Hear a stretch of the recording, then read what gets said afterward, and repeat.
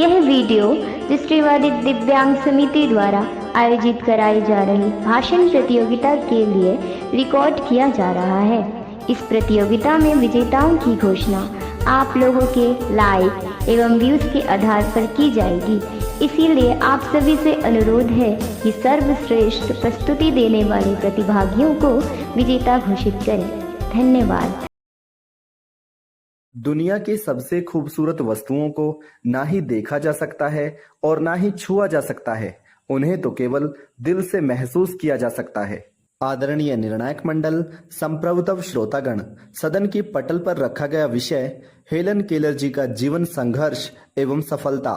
इस विषय के संदर्भ में मैं राजेंद्र ठाकुर अपने विचार प्रस्तुत करने जा रहा हूँ। अपनी धुन के पक्के, लगनशील व साहसी मनुष्य अपनी शारीरिक विकलांगता को अपना रास्ता बाधित नहीं करने देते, लेकिन वे तो एक दृढ़ निश्चय से अपनी कमजोरियों पर विजय प्राप्त करते हैं और समूचे विश्व के लिए एक मिसाल बन जाते हैं। महान लेखिका, उत्कृष्ट शिक्षिका व विश्व प्रसिद्ध सामाजिक कार्यकर्ता हेलन केलर का जन्म 27 जून 1880 में उत्तरी अल्बामा के छोटे से गांव टस्कम्बिया, अमेरिका में हुआ था। अपने जन्म के समय हेलन केलर एक स्वस्थ बच्ची थी, लेकिन जब वे 19 महीने की हुई तब उन्हें बहुत तेज बुखार हुआ। बुखार की समय सीमा लंबी होने के कारण उनकी आंखों से देखने व कानों से सुनने की शक्ति क्षीण हो गई। बेटी की यह स्थिति माता पिता से देखी नहीं जाती थी। हेलन के ये बचपन के सबसे कठिन दिन थे। उसकी स्थिति में सुधार की आशा दिनों दिन क्षीण हो रही थी।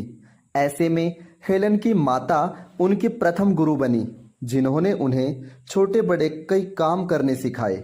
जब हेलन 7 वर्ष की हुई, उनके माता पिता द्वारा उनके शिक्षण व प्रशिक्षण का प्रबंध किया गया।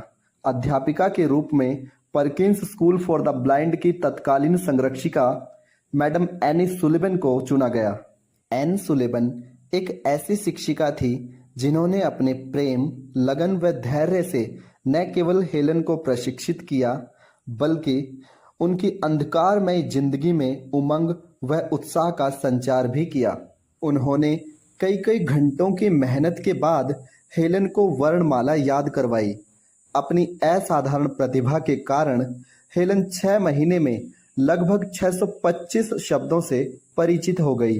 हेलन को शब्दों का ज्ञान करवाने के लिए शिक्षिका द्वारा फिंगर लैंग्वेज प्रणाली का इस्तेमाल किया गया। पहले शब्द के रूप में वे पानी शब्द से परिचित हुईं।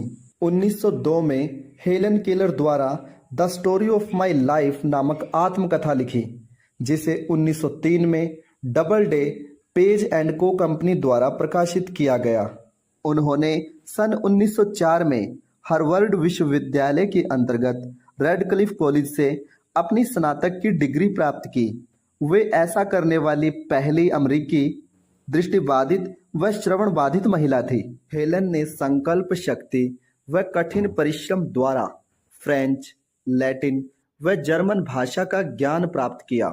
शिक्षिका एन सुलिवन की सहायता से हेलन केलर ने अपने जीवन में महात्मा गांधी, रविंद्रनाथ टैगोर, कार्ल मार्क्स व टोल्स्टॉय जैसे महान दार्शनिकों व साहित्यकारों के बारे में पढ़ा। हेलन केलर ने कुछ पुस्तकों का अनुवाद ब्रेल लिपि में किया और कुछ मौलिक ग्रंथ भी लिखे। उनकी मुख्य रचनाओं में 3 Days to See, the world I live in विश्व भर में प्रसिद्ध हैं। हेलन केलर परिस्थितियों से न हार मानने वाली महिला थी।